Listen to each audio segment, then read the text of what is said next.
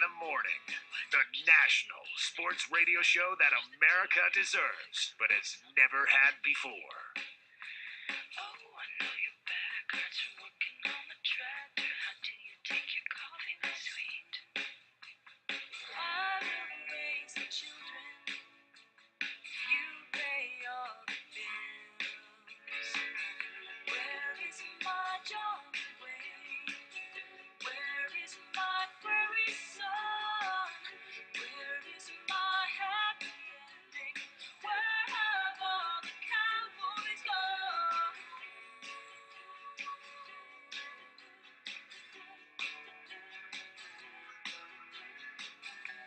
I am wearing my new dress tonight, but you don't even notice me.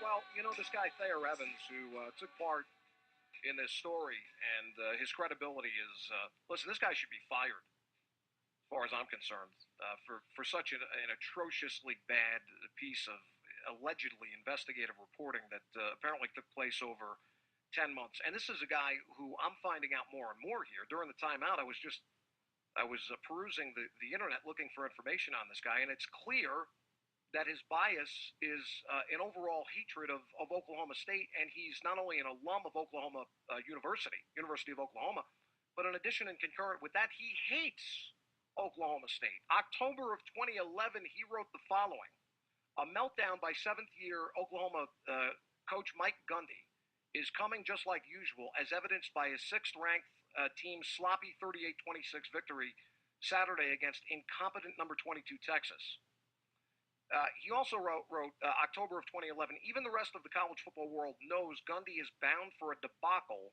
It's the unspoken reason no one is worried about the Cowboys winning the Big 12 championship, let alone the national title this season." Thayer Evans wrote all of that in October of 2011. In December of 2011, of course, Oklahoma State won the Big 12 championship.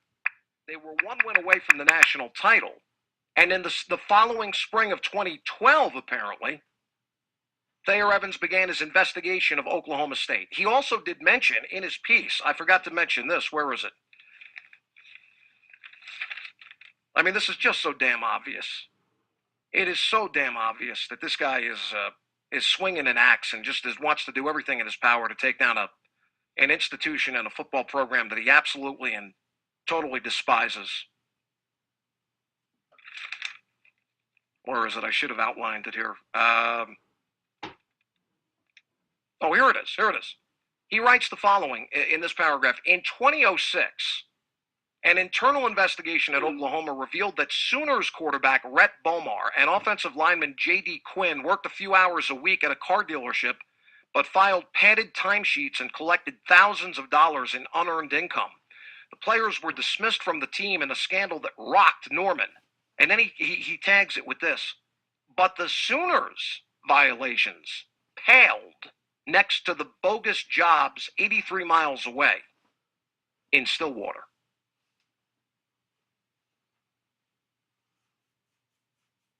Tell me this guy doesn't have an agenda?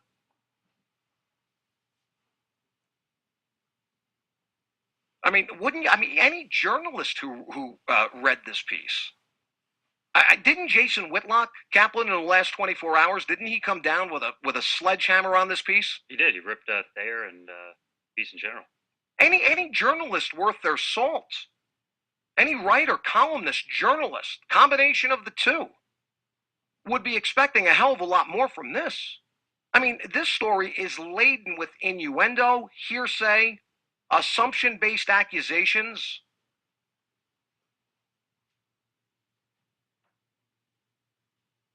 And he doesn't name, he puts in the piece unnamed boosters, mysteriously.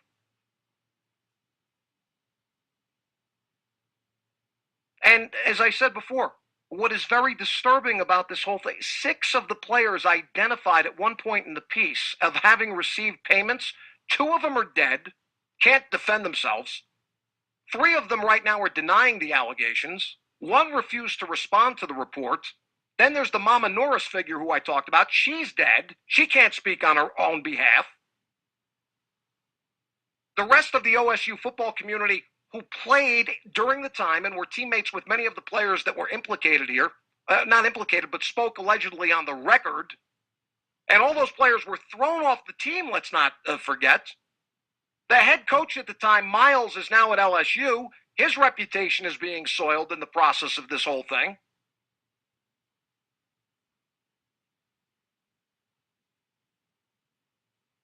If this whole thing doesn't feel like the biggest reach, man.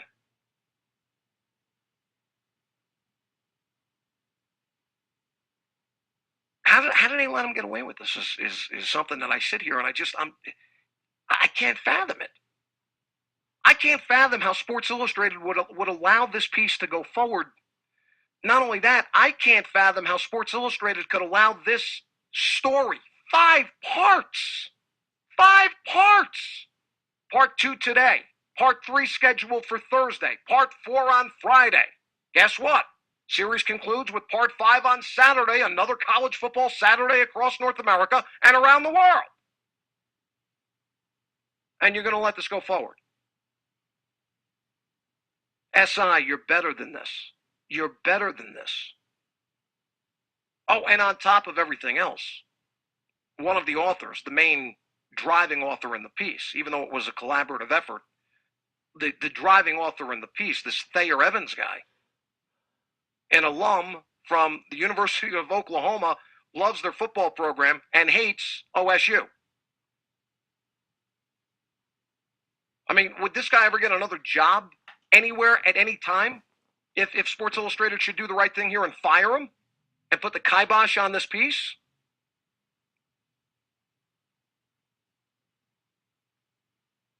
Here's a question for Thayer Evans.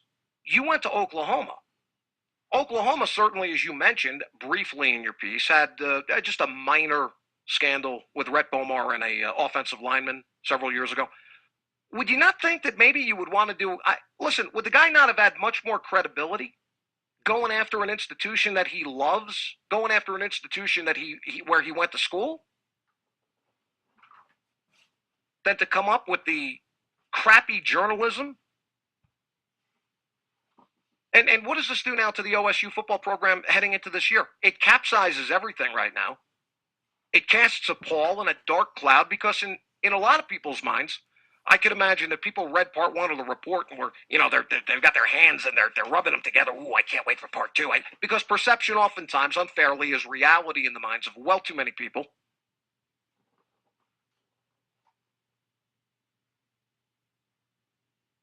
Oh, and this is where we are in America with the state of sports media. Listen, if this story had been released on Deadspin.com, if this story had been released on some other website that looks for sensationalism, before they put the accuracy ahead of anything else, they put sensationalism and clicks on a mouse with elevated web traffic and the ability to really kind of stir a pot, even with a story that doesn't make sense from top to bottom, but they ignore all that. They just put it out there and people are talking about it. If it was Deadspin, if it was some other, and I like Deadspin, but you know what I mean. I would not expect this to be a part of Sports Illustrated. I would expect this to be part of a lower-tiered, less credible, much less credible website, sports reporting mechanism than is something like Sports Illustrated. Terrible.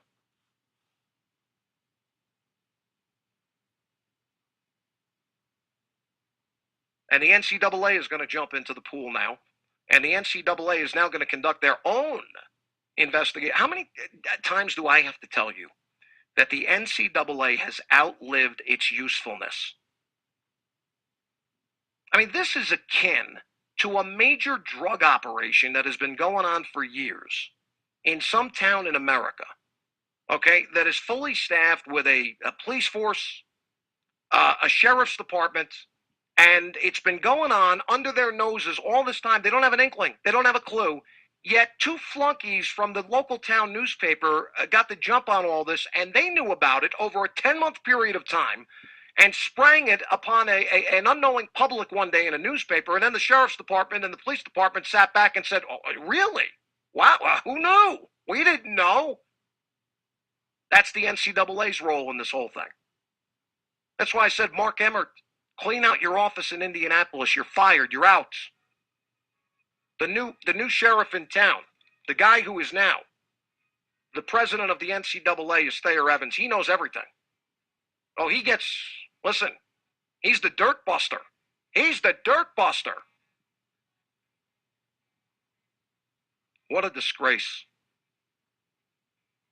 Oh boy, 1 hour in on a Wednesday. It's the third of 5 award-winning and blockbuster endeavors. It is the Dino Costa Show. Dino in the morning on the Dino Costa Radio Network. That would be Sirius 92, XM 208. I'll get to your phone calls, 866 and 522.